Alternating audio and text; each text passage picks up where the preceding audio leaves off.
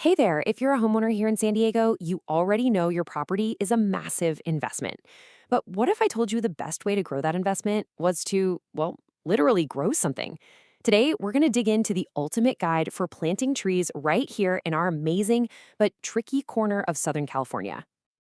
All right, let's just cut right to the chase. What do these numbers mean? We're talking about the potential value a single, healthy, mature tree can add to your property. Yeah, anywhere from 7 to 19%.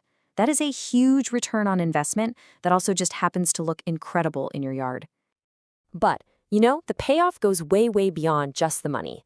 In this first section, we're going to look at why planting a tree is honestly one of the smartest things you can do for your home, for your wallet, and for your own well-being. What's so cool here is how all of these things are connected. I mean, think about it. The shade that makes your house more comfortable, that's what lowers your air conditioning bill. That same leafy canopy improves the air quality and even muffles street noise. A healthy, well-placed tree isn't just pretty, it's actively making your home better and safer. It's a win-win-win. Okay, so let's get to the fun part, actually picking out your tree. But hold on, it's not just about what looks good at the nursery. Here in San Diego, our climate gives us some pretty unique challenges. I'm talking water shortages and fire risk, so making the right choice is absolutely critical. You're going to see this term everywhere, and for good reason.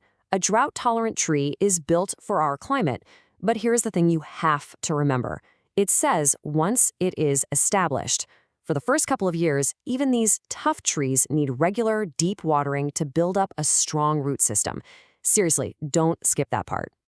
And here's another term that could literally be a lifesaver. Now, fire-resistant does not mean fireproof. Let's be clear. Nothing is. What it means is that the plant is just a much, much smarter choice because its leaves and branches hold moisture and are less likely to fuel a wildfire. It's all about creating a safer, more defensible space around your house. And this really makes the choice crystal clear, doesn't it? On one side, you've got smart options like succulents or the classic coast live oak that hold onto water. And on the other side, you've got the stuff to avoid. We're talking oily eucalyptus trees and sappy pine trees that can basically act like kindling. For your family's safety, the choice is pretty obvious. So, what are some of the all-stars for a San Diego yard? Well, the coast live oak is a native powerhouse. If you want amazing color but don't have a ton of space, the western redbud is perfect. The crepe myrtle is another beautiful, faster-growing option. And hey, if you've got the room, why not plant our very own local celebrity, the rare and beautiful Torrey pine? Now, let's get some real talk advice straight from your neighbors over on the San Diego Reddit forums. This is a comment you see pop up all the time. While some of the huge nurseries have a giant selection, a lot of locals will tell you that you might end up paying a whole lot more there. So where should you look? First off, always check for the SDG&E tree rebate. You might get money back. Of course, you've got the big box stores, but don't forget local gems like City Farmers. And here's a little pro tip. No matter where you go, always ask if they have any off-season discounts. A tree that needs a little TLC can save you a ton of money. Okay, you've brought your new tree home. Now what? This next part is all about getting your hands dirty and giving that tree the absolute best start in life. Because that early care, it's everything. So for the first, say, 3 years, your mantra should be water deeply, but not too often. You want to give it a really long, slow drink, about 5 gallons, just once a week. This actually encourages the roots to grow deep down looking for water, and that's what builds a strong, resilient tree for the long haul. And what's the payoff for all that early effort? Well, once your low-water tree is all grown up and established, the cost to keep it happy and hydrated is shockingly low, like around $20 a year. When you factor in the shade, the energy savings, the property value, that is just an incredible bargain. All right, let's talk long-term. A tree is a living thing, right? And over its life, you kind of have to be both its doctor and its barber to keep it healthy and looking good. So have you ever been walking around your neighborhood and seen this weird black powdery stuff all over a tree's leaves and branches? It looks pretty gnarly, but what is actually going on here? It's called sooty mold. But here's the secret.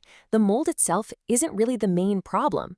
It's a fungus that's just feeding on the sticky, sweet waste, which they politely call honeydew, that's left behind by pests like aphids. So don't waste your time treating the mold. The real solution is to get rid of the little critters that are making the mess in the first place. Now, let's talk about pruning, because there's a right way and a very, very wrong way to do it. The right way is called thinning. You carefully remove specific branches at their base to keep the tree's natural shape. The wrong way is called topping, and it's basically just butchering the tree, chopping off the top. It creates this ugly, weak, and dangerous mess of new growth.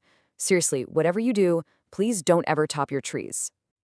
If you've got to remove any bigger branches, you've got to use the professional 3-cut method.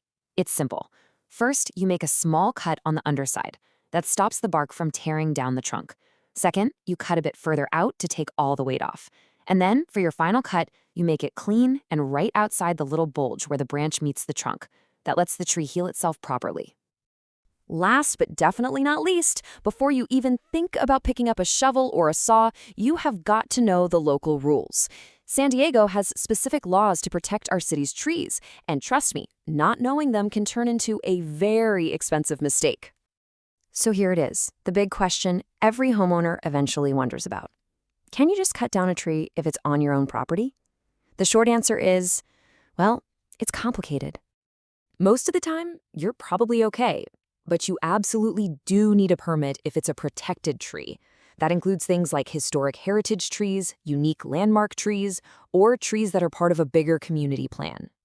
The bottom line is this: if you have any doubt whatsoever, just call the city first. And why is it so important to check? Because the fine for illegally chopping down a protected tree can be up to 300% of that tree's appraised value. That could easily be tens of thousands of dollars for a big, mature tree. It is just not a risk worth taking. Finally, just a few quick rules to help you plan for the future.